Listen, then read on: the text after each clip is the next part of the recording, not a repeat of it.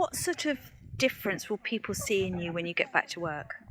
I think just from the reviews process, I'm able to take feedback, however it's delivered, but also to provide my feedback to inform someone else with the right body posture and tone and volume we require.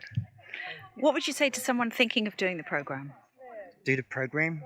I did not make the connection between horses and leadership and parliament until about 10 minutes ago. And what changed for you?